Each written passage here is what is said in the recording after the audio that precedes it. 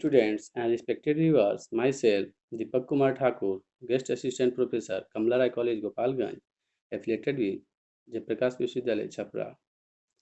विद्यार्थियों, आज हम लोग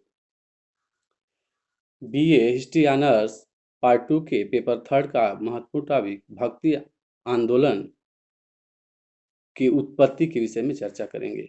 क्योंकि भक्ति आंदोलन का जो अध्याय है वह विस्तृत है, इसलिए इसको 2-3 भागों में बांट के वीडियो के माध्यम से, लेक्चर के माध्यम से देखेंगे। तो आज हम लोग भक्ति आंदोलन की उत्पत्ति के विषय में चर्चा करेंगे।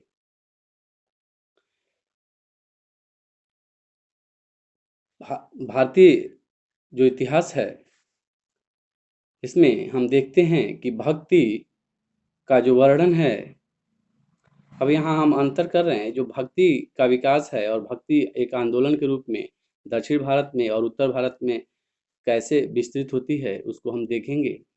तो यह देखते हैं कि जो भक्ति है वह भारतीय सनातन परंपरा में जीवन का जो लक्ष्य है, मानव जीवन का लक्ष्य है, उसका मुख्य उद्देश्य है कि मुक्ति पाना, मोक्ष प्राप्त करना। और मुक्ति या मोक्ष के लिए मनुष्य को 3 मार्ग बताए गए हैं: कर्म, ज्ञान और भक्ति। कर्म का विशद उल्लेख गीता में हम देखते हैं। हालांकि गीता में कर्म, ज्ञान और भक्ति योग का एक सुंदर समन्वय देखने को मिलता है।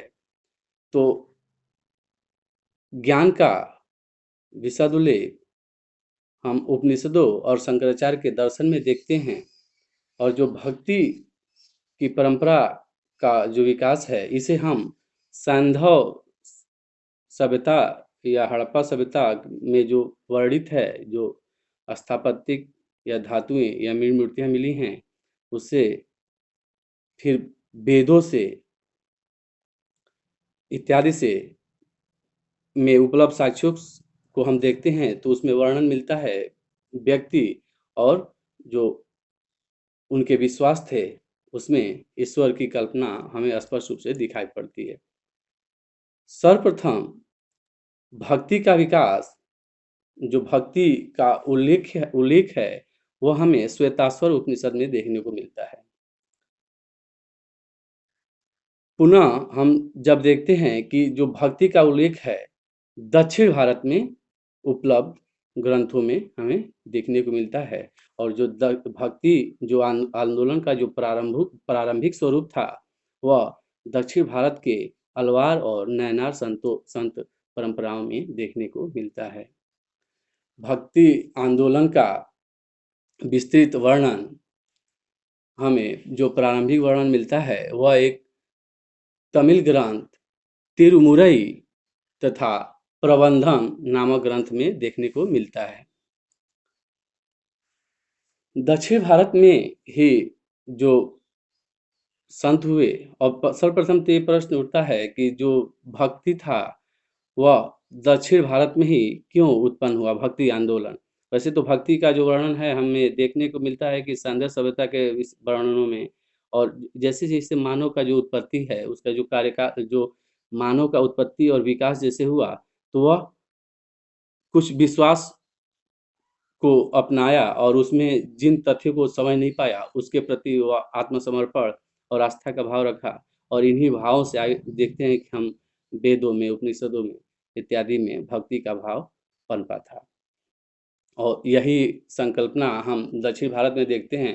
लेकिन इस समय कुछ अन्य कारण भी देखते हैं कि इस समय तक 7वीं-8वीं शताब्दी का काल है, इसी समय दक्षिण भारत में भक्ति का बृहद रूप से विस्तार देखने को मिलता है। और यह वह समय था कि जब दक्षिण भारत में अरब व्यापारी आ गए थे और अपने धर्म का प्रचार प्रसार भी कर रहे थे। क्योंकि जो मालाबार क्षेत्र का एक जो राजा है उसका वर्णन मिलता है कि उसने वो इस्लाम धर्म स्वीकृत कर लिया था।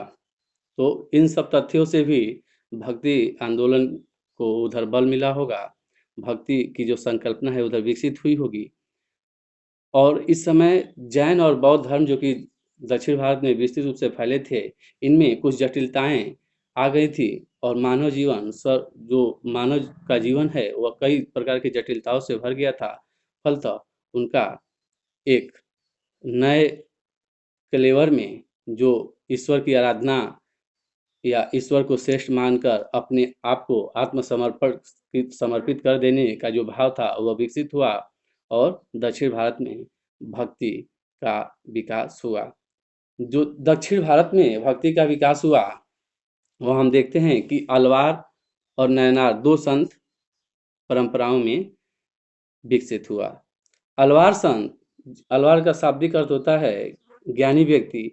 जो अलवार संत थे वह वैष्णव संप्रदाय को आगे बढ़ाए। इसमें विष्णु की पूजा होती थी और विष्णु ही एक ईश्वर माना जाता था, ताकि विष्णु की पूजा अर्चना किया जाए और मोक्ष प्राप्त किया जाए और विष्णु के चरणों में अपने आप को व्यक्ति समर्पित कर दे और उनके भक्ति भाव में ऐसे तल्लीन हो जाए कि उसे मुक्ति या मोक्ष प्राप्त हो जाए।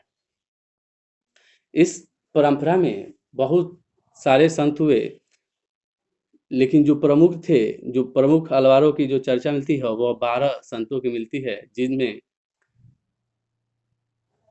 तोंदर-दिपोड्डी, तिरुप्पान, तिरुमंगई, पोयगई, भूतार, पियलवार, तिरुमलिराई, नामलवार, मधुर कवि, अंडाल, पेरियालवार, राजा कुलशेखर जो कि एक त्रावणकोर का राजा था और जिसने अलवार राजपाट त्याग के और अलवार संत परंपरा में बहुत ही प्रवीणता दिखाई और संत बन गया था और कई रचनाओं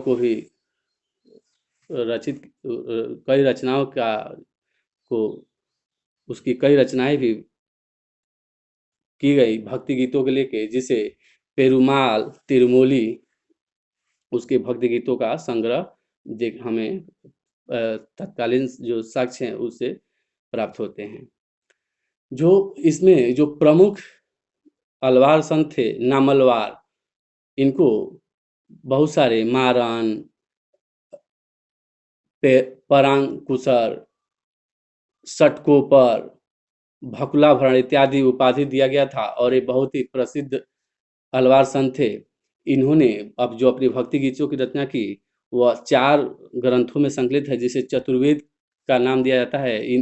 इन ग्रंथों में तिरुविरुत्तम, तिरुवासिरियम, पेरिय तिरुवंदादि, तिरुवैमोल हमें देखने को मिलता है। एक अन्य कवि जो मधुर कवि जिनका नाम है वह नामलवार के शिष्य थे। इन्होंने भी अनेक भक्ति गीतों की रचना की अपने गुरु नामलवार और ईश्वर इत्यादि को भाव दृष्टिगत करते हुए इन्होंने अपनी भक्ति गीत की रचनाएं की। एक जो पेरियालवार जो संत हैं, इन्होंने भी अपने भक्ति गीतों की रचना की तिरुपल्लाडु। इस प्रकार हम देखते हैं कि इस समय जो संत हैं जिनका नाम थोड़ा क्लिष्ट है, इसे आप जब वीडियो बार-बार देखें या टेक्स्ट बुक में इस नाम को नोट करके और बार-बार रट के इसे कुछ महत्वपूर्ण नामों को याद करें, ताकि हमें परीक्षा में लिखने में आसानी हो सके। एक अन्य तो ये जो संत थे वो भक्ति गीतों की रचना करते थे और इन्हीं गीतों के माध्यम से अपने आराध्य इष्ट देव ईश्वर की उपासना करते थे और अपने आप को उनके चरणों में अर्पित करके अपना आध्यात्मिक विकास करते हुए मोक्ष की प्राप्ति करते थे। जो अलवार संत हैं उसमें एक महिला संत का भी नाम देखने को मिलता है, अंडाल। यह इस महिला संत के बारे में बताया जाता है कि यह अपने स्वप्न में देखी कि वह भगवान विष्णु से उसका विवाह हो रहा है और यह उसका जो आध्यात्मिक उन्नति का एक पराकाष्ठा का स्तर ही है कि वह अपने आप को विष्णु के पत्नी के रूप में भी पाती है और इस प्रकार वो अपना आध्यात्मिक विकास करते हुए मोक्ष की प्राप्ति करती है। जो दूसरी परंपरा के जो संत हैं उसमें नयनार संतों का चर्चा मिलता है।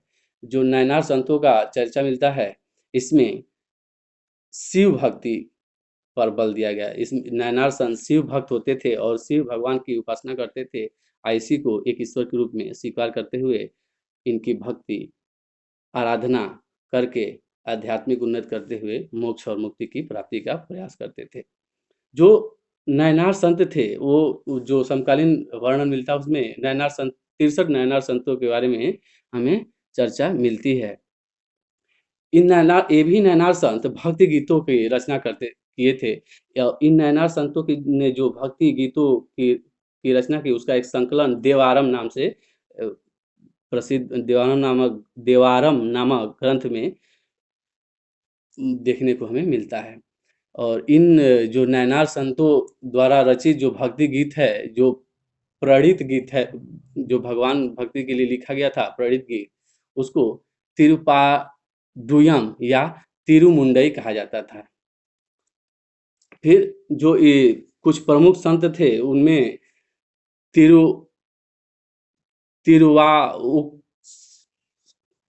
तिरुनाउक्करसु जिनका एक नाम अप्पर भी था।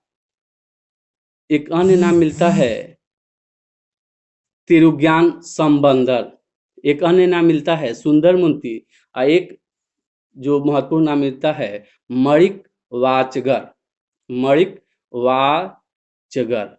तो हम अब देखते हैं कि तिरुनाउरकस्सु एक बेल्लाल परिवार में पैदा होने वाला व्यक्ति था। इसका परिवार कट्टर शैव भक्त का था। इसका परिवार कट्टर शैव भक्ति को मानता था और इनका जन्म हुआ था तिरुगमूर में इनका जन्म हुआ था। तिरुगमूर में बेल्लाल परिवार में एक कट्टर शैव परिवार में इनका जन्म हुआ था। फिर भी ये जैन धर्म को अपना लिए।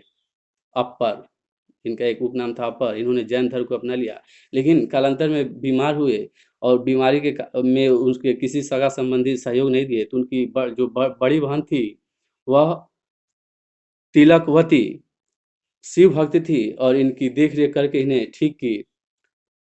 और जब ये ठीक हुए तो अपने बहन के प्रभाव में आके शिव भक्त बन गए। इनका जो समकालीन शासक था पल्लव शासक महेंद्र वर्मन था। महेंद्र वर्मन भी जैन धर्म को मानता था और जब ये शैव धर्म को अपना लिए तो शिव की उपासना करने लगे। तो महेंद्र वर्मन इनको बहुत प्रताड़ित किया, लेकिन जैसा कि समकालीन देखने को मिलता है उसे पता चलता है कि इसके ही तिरुनाउक्करसु या अपर के प्रभाव से उन्होंने भी शैव धर्म को अपना लिया था। फिर इस तरह का जो उल्लेख है हमको महेंद्र वर्मन के त्रिचनापल्ली अभिलेख में देखने को भी जो एक पुरातात्विक साक्ष्य रूप में मिलता है। एक अन्य संत थे तिरुज्ञान संबंदर, थोड़ा नाम की लिस्ट है इसलिए सोच के बोलना पड़ रहा है। तिरुज्ञान संबंदर ये भी इनका जन्म तंजौर के सियाली गांव में हुआ था और एक ब्राह्मण परिवार में इनका जन्म हुआ था। इनके विषय में ऐसा चर्चा मिलता है कि पांड्य राजकुमारी जिसका नाम मगैयवर्करसी था, मगैयकरसी था, जिन्होंने इनको राज दरबार में बुलाया और शैव संप्रदाय के अपने राज्य में प्रचार प्रसार का कार्यभार सौंपा। इसको इन्होंने बखूबी निभाया और जनता में शिव भक्ति का विस्तार इन्होंने किया।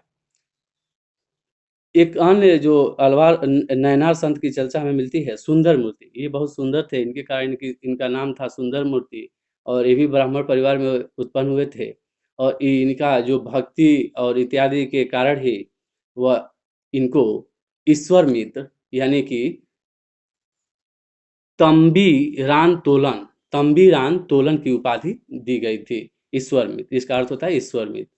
और इन्होंने भी बहुत सारी कविताओं इत्यादि के माध्यम से लोगों में आध्यात्मिक विकास का भाव उत्पन्न करने का प्रयास किया।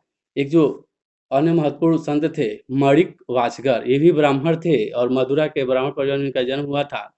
इनके बारे में कहा था कि पांड्य राज में प्रधानमंत्री थे और बाद में अपने आध्यात्मिक रुझान के चलते ये नैनार संत बन गए और शिव भक्ति की उपासना इत्यादि में लीन हो गए।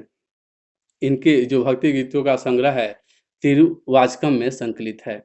इस प्रकार हम देखते हैं कि जो अल्वार और नैनार संत हैं, इन्होंने अपने भक्ति गीतों, अपने त्याग, तपस्या, हाँ, और जो उनका त्याग, तपस्या और जो भक्ति की पराकाष्ठा थी, इसके कारण ये जन सामान्य में लोकप्रिय हुए और भक्ति जो का भाव था उनके अंदर जगा के भक्ति के आंदोलन का भी विकास किए। इस तरह हम देखते हैं कि बहुत सारे जो अल्वार और नयनार संत हैं, भक्ति आंदोलन के जो प्रारंभिक विकास है, उसके विषय में वो जो भक्ति आंदोलन का प्रारंभिक विकास संपूर्ण रूप से करते हैं। तो इसी के साथ जो हमारा भक्ति आंदोलन का जो उत्पत्ति का प्रारंभिक जो प्रारंभिक भाग था, वह समाप्त होता है। इस भक्ति आंदोलन के अगले भाग में हम लोग उत्तर भारत में भक्ति आंदोलन का कैसे विकास हुआ, उसमें जो दक्षिण भारत में भक्ति का ये जो विस्तार हो रहा था, उसको आंदोलन के रूप में परिणित कर दिया था रामानुजाचार्य ने।